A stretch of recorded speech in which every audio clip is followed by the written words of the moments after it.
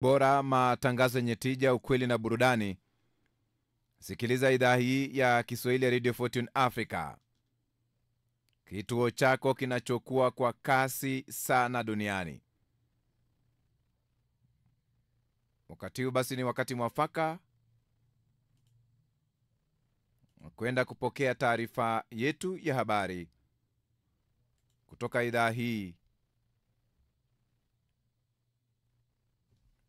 ya Kiswahili.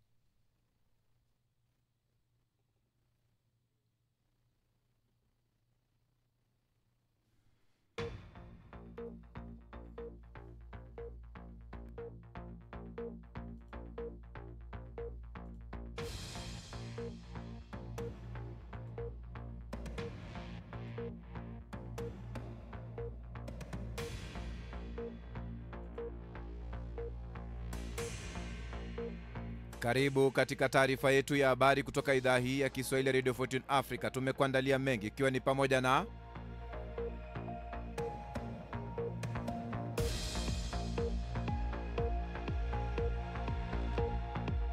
Hamasa kukataa mpango mpya wa kusitisha mapigano Gaza, mtaalamu wa kuruka kwa mwavuli anusurika kifo baada ya kupaa hadi ndani ya mawingu,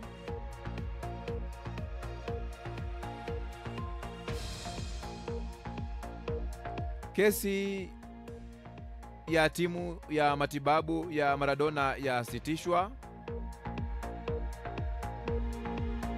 ushuru wa Trump unaweza kuendelea kwa sasa,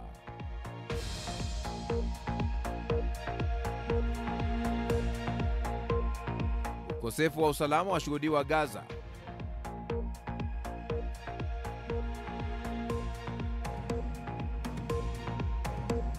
Rais wa zamani wa Kongo Joseph Kabila akutana na viongozi wa kidini Goma,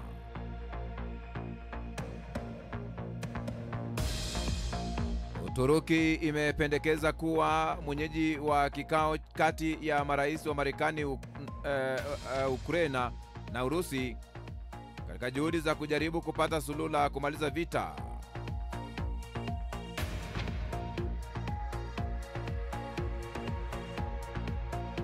Na vikosi vya kijeshi vya RSF nchini Sudan vimeripotiwa kushambulia mji wa El Obeid kwa mizinga.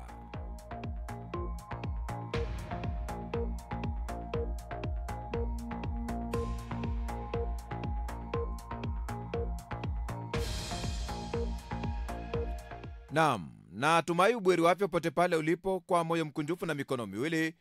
Hujambo na karibu kwenye taarifa yetu ya habari kutoka idhaa hii ya Kiswahili Radio Fortune Africa. Jina langu ni Kantona Joseph. Uturuki imependekeza kuwa mwenyeji wa kikao kati ya rais wa Marekani Donald Trump, wa Ukraine Volodymyr Zelensky na wa Urusi Vladimir Putin katika juhudi za kujaribu kupata suluhu la kumaliza vita vya miaka mitatu sasa nchini Ukraine. Uturuki, mwanachama wa NATO, imekuwa ikijaribu kutoegemea upande wa Urusi au Ukraine kwenye mzozo unaoendelea, ikionekana kuwa mpatanishi. Vikosi vya kijeshi vya RSF nchini Sudan vimeripotiwa kushambulia mji wa El Obeid kwa mizinga mizito siku ya Ijumaa, ikilenga maeneo ya makazi na hospitali mbili, kwa mujibu wa mashuhuda na chanzo cha jeshi. Mashuhuda waliokuwa karibu na hospitali ya bima ya jamii wamedhibitisha kuwepo kwa mashambulio ya moja kwa moja dhidi ya eneo hilo la huduma za afya. El Obeid, mji muhimu ulioko kusini magharibi mwa Khartoum kwa umbali wa takribani kilomita 400, ni makao makuu ya jimbo la Kordofan kaskazini. Mji huo uliokuwa umezingirwa na RSF kwa takribani miaka miwili kabla ya jeshi la serikali kuu kuingilia mwezi Februari.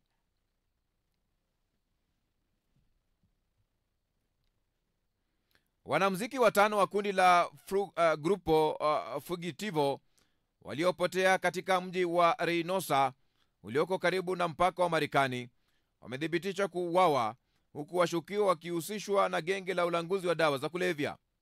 Taarifa kutoka kwa mwanasheria mkuu wa jimbo la Tamaulipas, Living Bariosa Mojika, inaeleza kuwa watu 9 wanaodaiwa kuwa wanachama wa genge la Gulf wanazuiliwa na uchunguzi kuhusiana na mauaji hayo.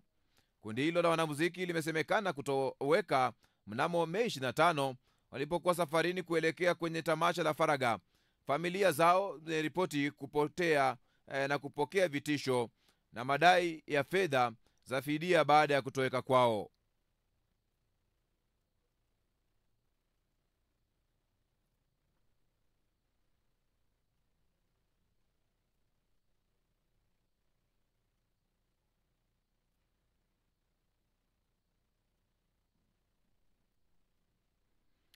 Ngugi wa Thiong'o, mwandishi maarufu na msomi kutoka Kenya aliyefariki dunia nchini Marekani akiwa na umri wa miaka 87, anaendelea kuombolezwa na dunia nzima wakati huu, wanaharakati mbalimbali na waandishi wa habari kutoka Kenya wakizungumzia kazi zake. Kenya wanaendelea kumwenzi msomi na mwandishi maarufu Ngugi wa Thiong'o, ambaye urithi wake katika fasihi, siasa na harakati za kijamii umeendelea kuhamasisha vizazi vya Waafrika na watu duniani kote. Akiwa nyumbani kwake jijini Nairobi, mwanaharakati Ndungi Githoko alitafakari juu ya mchango mkubwa wa uandishi wake Ngugi na uhusiano wa karibu waliokuwa nao. Young people must read Ngugi wa Thiong'o.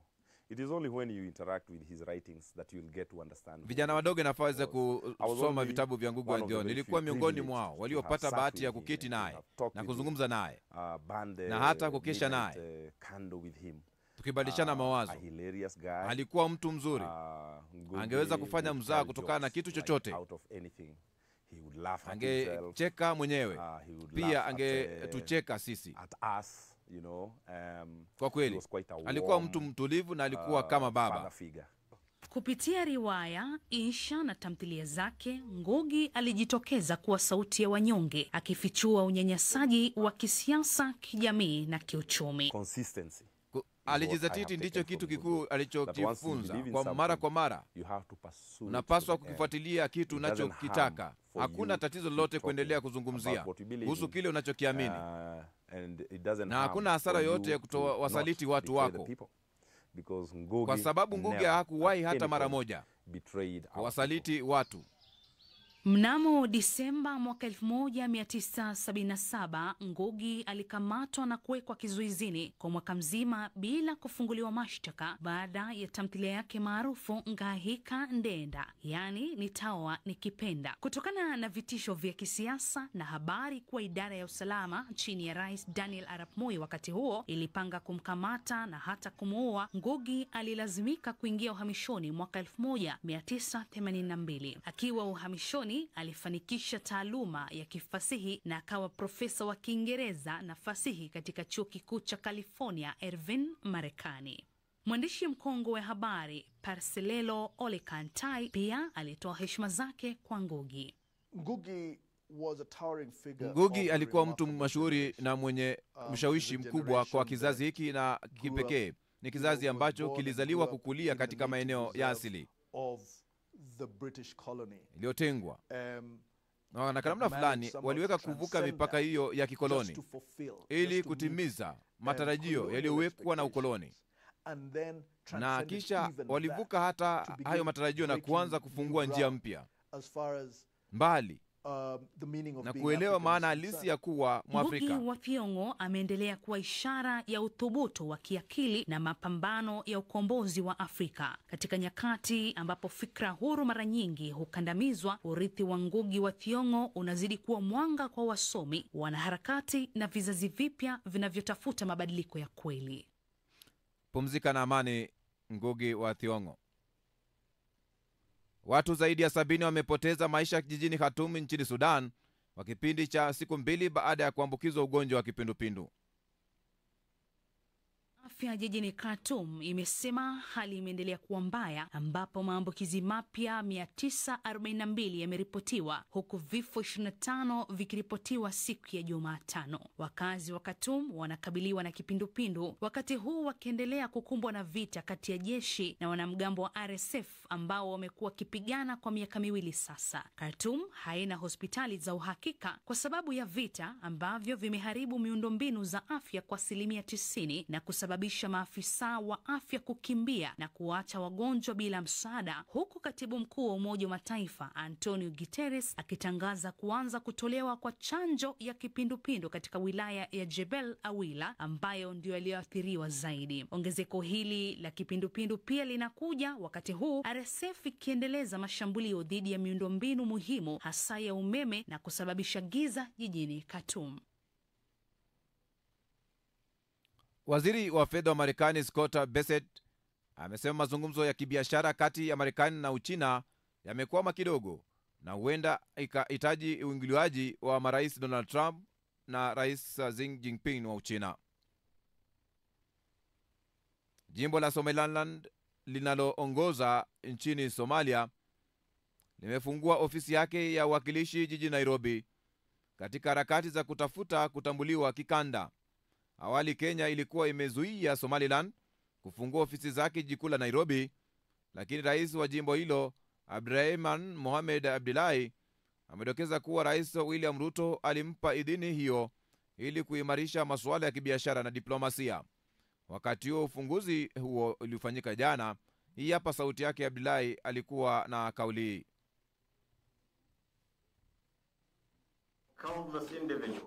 Bila shaka nawashukuru sana watu mbalimbali waliojitolea kuhakikisha kwamba hili linafanyika, wakiwemo watu mashuhuri kwenye serikali ya Kenya na rais wa nchi hii kuwezesha kufunguliwa kwa ofisi hii ya uwakilishi ya watu wa Somaliland. Napenda niwaambie kwamba ofisi hii ni yenu. Tunachofanya hapa sio kufungua tu ofisi hii, ni kuimarisha uhusiano wetu ambao umeendelea kuimarika bila kutumia nguvu.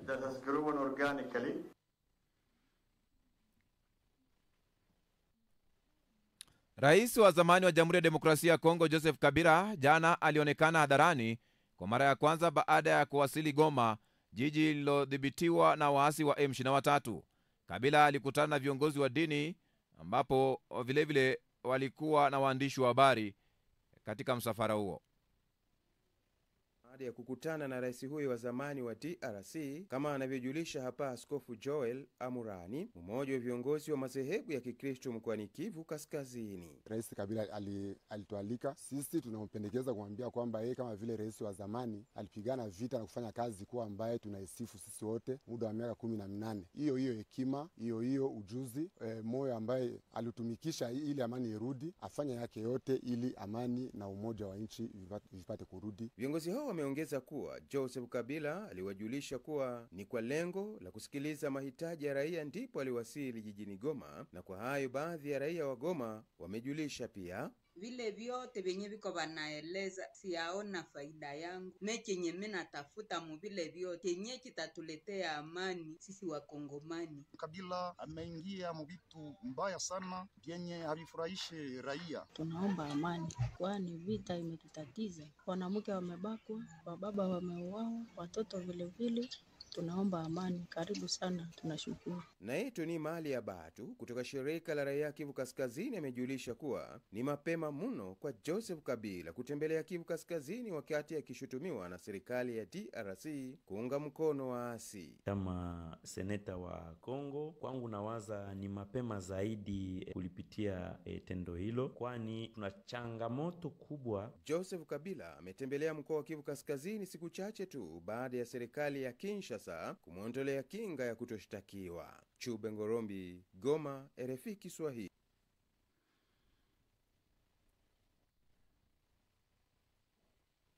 Ikulu ya Marekani inasema Israeli imekubali pendekezo la Rais Donald Trump la usitishwaji wa vita kwenye ukanda wa Gaza.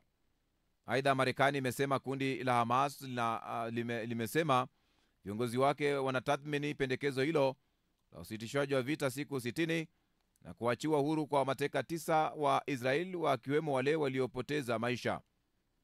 Caroline Levitt ni msemaji wa ikulu ya White House. Nathibitisha kuwa mjumbe maalum Witkoff na rais waliwasilisha mapendekezo ya kusitisha vita kwa Hamas, pendekezo ambalo Israeli imeunga mkono. Israeli iliridhia pendekezo hili kabla halijatumwa kwa Hamas. Nathibitisha pia kuna majadiliano hayo yanaendelea na tunatumai kuwa na makubaliano ya usitishaji vita huko Gaza ili tuweze kuwarejesha mateka wote nyumbani, na hili limekuwa kipaumbele cha utawala huu.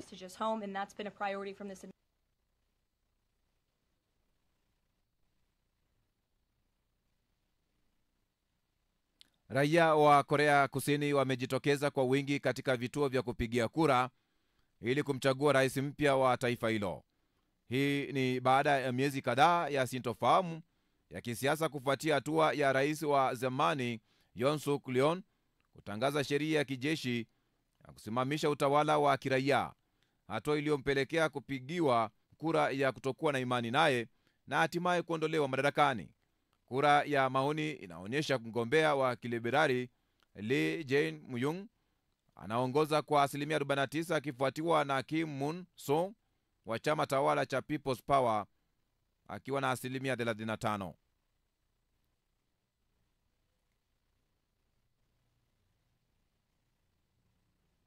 Mataifa jirani ya Rwanda na DRC yanaendelea na majadiliano ya kampuni za Marekani kuhusu mikataba ya uchimbaji madini, licha ya kuwa mzozo kati ya nchi hizo kuhusu eneo la mashariki haujapata mfumbuzi. Upande wa Rwanda tayari mkataba mmoja umesainiwa, huku upande wa Kinshasa mazungumzo yakiwa bado yanaendelea. Je, hili tafsiri yake ni nini?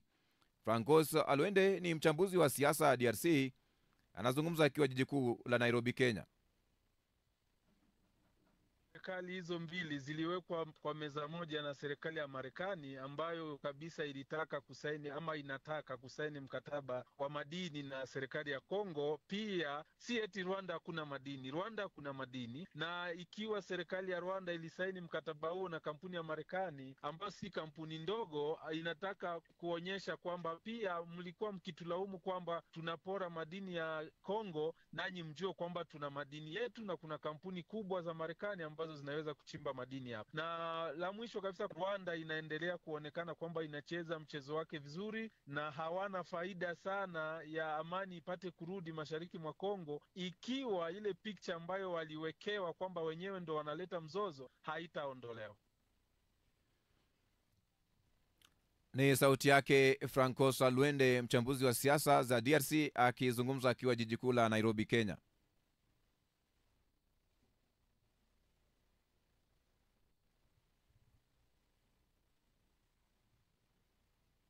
Waziri wa usalama wa taifa wa Israel na ambaye ni mwanasiasa wa mrengo mkali kulia Itamar Ben-Gvir amesema umefika wakati wa nchi hiyo kutumia kile anachokiita nguvu kamili katika ukanda wa Gaza baada ya Hamas kulikataa pendekezo jipya la usitishwaji vita linaloungwa mkono na Marekani kwa kudai kwamba alijakidhi.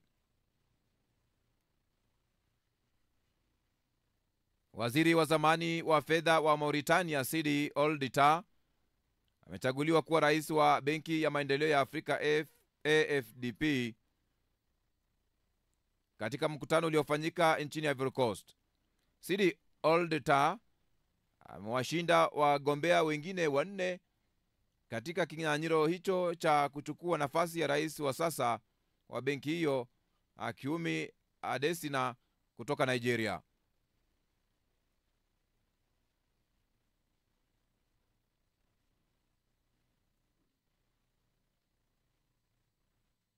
Marekani imeliambia Baraza la Usalama la Umoja wa Mataifa kuwa pendekezo lake la usitishwaji vita kati ya Ukraine na Urusi kwa siku 30 ndilo fursa bora kabisa kwa Rais Vladimir Putin, akisisitizwa kuwa kuendelea na vita kutazidisha madhara kwa Urusi yenyewe. Wakati huo Umoja wa Mataifa umeonya kuwa matumaini ya amani yamekuwa finyu kufuatia ongezeko la mashambulio ya Urusi. Usiku wa kuamkia leo, droni za Ukraine zimeshambulia mkoa wa Kursk nchini Urusi na kumjeruhi raia na kuharibu hospitali, huku mapigano makali yakiendelea kwenye mpaka wa mkoa wa Sumi ambako Urusi inasema inataka kuanzisha ukanda wa kujilinda. Rais wa Ufaransa Emmanuel Macron amesema kuwa nchi ya Ulaya zinapaswa kuimarisha msimamo pamoja dhidi ya Israeli ikiwa haitashughulikia ipasavyo hali ya kibinadamu huko Gaza.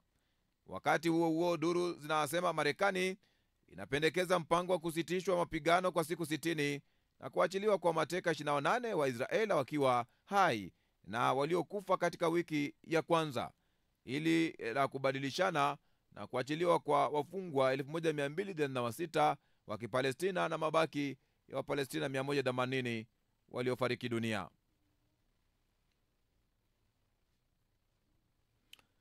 Ni taarifa ya habari kutoka idhaa hii ya Kiswahili ya Radio Fortune Africa.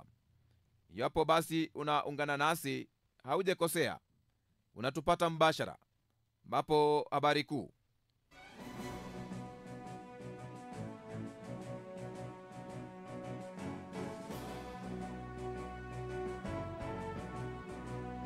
Rais wa zamani wa Kongo Joseph Kabila akutana na viongozi wa kidini Goma.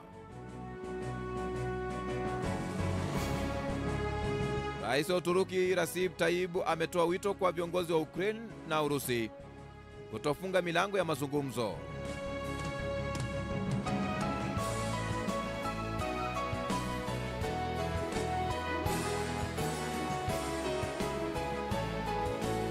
Jimbo la Somaliland linalojiongoza nchini Somalia limefungua ofisi yake ya uwakilishi jiji kuu la Nairobi katika harakati za kutafuta kutambuliwa kikanda.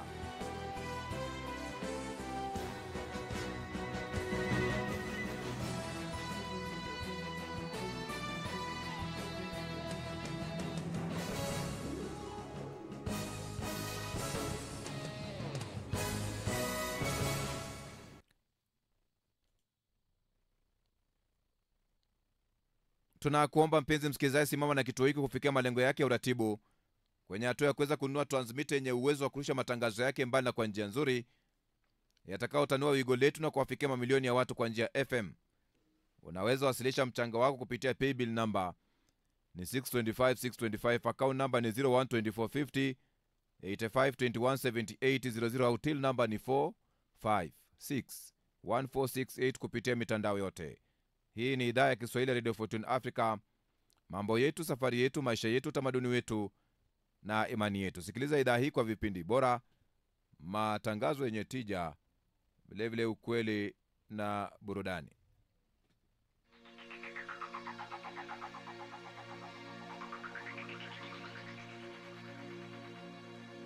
Haya, nachukua maoni kadhaa hapa, alafu baadaye Banaba pale hivi kula anasema wa Moshi Tanzania, tamaa ya madaraka bado inawatawala, Kabila bora akae pembeni sio kujiunga na M23. Lenga chapati anasema Baraka, asante sana. Anasema bwana Baraka, blessings, natakia kila laheri, asante sana hapo studioni. Nashukuru. Seleman pale hivi Eli Wagaita Katoro pale hivi Tanzania, na wapata vyema sana kupitia Google, mji huu wa Google. Asante sana na karibu. Anasema pale maeneo ya Geita wanatupata vizuri sana, anatumia njia ya Google. Anasema kwa matangazo ya Afrika leo mchana. Asante na karibu. Anani huyu anasema kwamba hivyo Nesta pale hivi, kama kweli tunataka kutafuta amani ya kweli ya ulimwengu, kwanza ni lazima tuweze kuviondoa viwanda vyote vya silaha kwa nchi zote zinazomiliki viwanda vya silaha. Kinachofanyika sasa, tunaenda kutafuta amani nyuma tukiwa tumebeba mapanga. Inaonyesha jinsi ipi hatuko tayari kwa ajili ya amani kwa kweli. Maoni yake hayo. Nasema akiwa maeneo ya Masasi pale hivi Tanzania, sema Umoja wa Mataifa kuruhusu hali ya kiusalama inayoendelea huko Gaza na maeneo mengine ulimwenguni ni dhaifu mkubwa. Zungumza ya kwake Lucas Zabron pale hivi wa Bugalika pale hivi Mwanza Tanzania. Israel na Hamas kaini meza moja na ya mazungumzo, mmalize tofauti zenu. Lucas Zabron anazungumza hilo. Asante sana na karibu.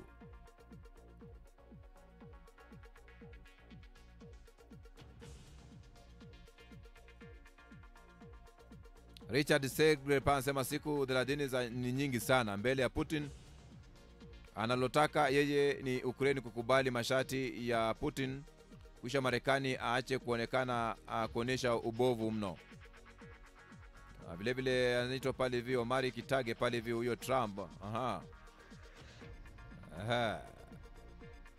Uliandika unaweza kosa kuadhibiwa. Bali ninaye soma nina akili kichwa kuzingatia masharti ya sheria za wanahabari. Ndio maana nimefanya sababu ukitoa matusi ya namna hiyo, yani fursa kwamba utampiga Urusi au Trump, wewe unafadhili sikuelewi hapa mimi Abdul Kisaka. Sikuelewi vizuri sana hata nisonge mbele. Hata James Ferdinand pale Barige pale hivi kwa Mata pale hivi Kiteme pale hivi Kasharuta pale hivi Tanzania. Jamani, Umoja wa Mataifa mmeshindwa kutuliza vita vya Urusi na Ukraine, maana raia wasio na hatia wamepoteza maisha yao. Umoja wa Mataifa wanaulizwa upo upande upi? Madhara sio kwa Russia tu, hapana, bali ni kwa dunia nzima. Ndio maana nchi za Ulaya na Marekani zimesaidia Ukraine kwa fedha na silaha. Kwa sasa zimeishiwa silaha na misaada ya pesa. Imewagharimu wao tena, ingawa Russia nayo imeumia kiasi kiuchumi, lakini nchi ya Magharibi na Marekani zimeumia zaidi. Ndio maana tawala Marekani lazimisha tawala la Ukraine kusaini mikataba ya madini ovyo kuipa Marekani kama sehemu ya kupoza gharama ya misaada ya kijeshi isiyoleta matokeo chanya. Sasa hivi Marekani na nchi ya Magharibi wameshashindwa kwenye uwanja wa vita, sasa wanatafuta pa kutokea. Kwanza, nchi za Magharibi daima uwaga sio zatumika ukifuatilia sera zao na historia ya dunia. Ni heri Russia iendelee na vita vyake hadi Marekani na nchi za Magharibi na jeshi la Ukraine zitakapo kiri kwamba zimeshindwa vita kwa uwazi. Mungu mwenyewe amevitambua vita kati ya Russia na Ukraine, ndio maana amelibariki jeshi la Russia kwa kuwa na nguvu na silaha zito ambazo hadi leo Marekani anaogopa. Mfano Orekshnik ni tisho kikubwa kwa Marekani na nchi za Magharibi. Mtu yeyote atakaye ilani Russia naye atalaaniwa, na atakaye bariki Russia naye atabarikiwa. Imeishia hiyo tu. Huyu hapa hivi ni mfuasi sugu wa Russia, anaitwa Godfrey Mlengule, anavuta upande wa kwake kutokana na hilo. Padri Moshi pale hivi Kotela pale hivi Moshi Tanzania, ya heri pale hivi napaswa kufanyika ili kumaliza hali inaendelea huko Ukraine, maana inaumiza mno. Zitazamwe njia sahihi za kutatua yanayoendelea, maana yameua wengi wasio na hatia. Kweli hakika amegonga ndipo.